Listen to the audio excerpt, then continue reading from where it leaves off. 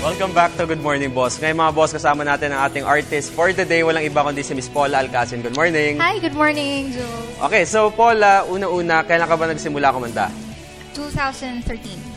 2013 lang? Yes. Okay, tapos ngayon, nag-guesting ka Guesting na. Ano na. ba yung mga genre ng songs mo? Indie, usually. Ano ba yung indie? Parang borderline ng pop, alternative. Pag independent, paano ba lumitaw yung salitang independent sa kanta? Kasi usually, di ba sa mga films na natin nalalaman yan? Pwede kang makategorize as pop, pero Okay. hindi ka pop. Pwede kang under rock or R&B. Talagang sobrang halo. Ikaw, Parang, saan ka nakaka-categorize? as of now, indie. Hindi ba? Hindi ba lang? pop. Hindi ba siya may category mismo? Okay, so sabi mo, January 2013 lang. So before that, ano yung mga ginagawa mo sa music industry? Nagsusulat lang ako ng kanta. Okay, so composer ka? Yes. So yung mga songs mo ba na kinakanta mo since kanina, mga songs mo mismo? Yes. Okay, so ano yung mga usual na inspiration mo kung nagsusulat ka? Kasi di ba usually pag nagsusulat ka, dapat may pinanghuhugutan ka. Mga ganun. Hugot? Love life ng mga kaibigan ko. Ba't hindi sa'yo? Wala lang. Basta more observant ka lang. Okay, so kailan ka nag-start magsulat? 2012 mismo. 2012 din. Okay, so ngayon meron kang ginagawang mga projects? Yes. Ano yan? Yung Songs for Jerian Templo from Okay. X Factor Philippines. Okay. And scoring for TV series sa kabilang station. Pati scoring din. Yes. Nagsusulat kayo ng Yes. scoring. Okay, so sobrang talented ng ating artist for the day. Pero nabalitaan ko na registered nurse ka. Okay, so kailan ka pa nag-aaral ng nursing? Graduated 2012 din. 2012. Yes. Tapos bakit ito yung industry na pinili mo? Passion ko. Passion mo. Yes, So gusto. even before, ng nursing student ka pa lang, nagsusulat ka na rin ng song? Yung celebratory theme song namin, anniversary theme song. Okay, so Yeah. at least na laman ng mga boss natin na aside from singing, nagsusulat ka rin ng mga musical scores. Okay, so now, ano yung song na kakantahin mo? Kalma lang. Kalma lang. Yes. Okay, so sa lahat ng mga boss natin na gustong maging makalma ang ating work week, nandito ang ating artist for the day. Walang iba kundi si Miss Paula Alcacin. Yes. Thank you, Jules.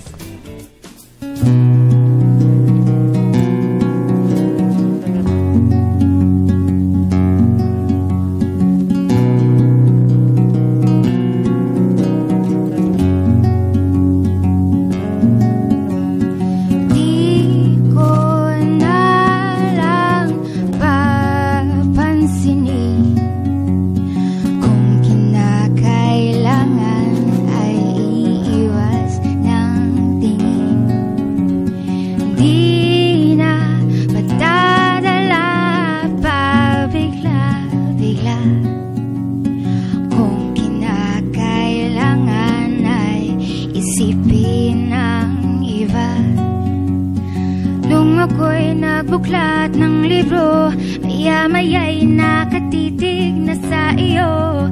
Nang nahuli mo'y agad-agad ang tingin sa iba. Lumapit ka, sinabi mo, baliktad. Oh, yung libro, baliktad. Oh, yung libro. Napahiya't nahuli pa, wala nang sasaklap pa, diba? Sa ganitong simula, ngayon paano na? Kalma lang, maayos ang lahat. Kalma lang, kalma lang, kalma lang.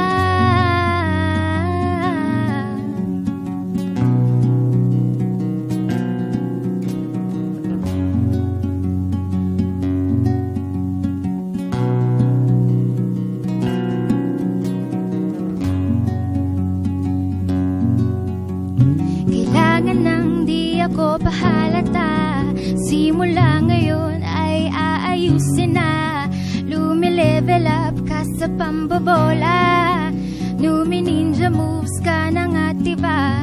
Ngunit kahit kailan, di ako mapapabilang sa mga kababaihan. Yun din lang. Kalma lang,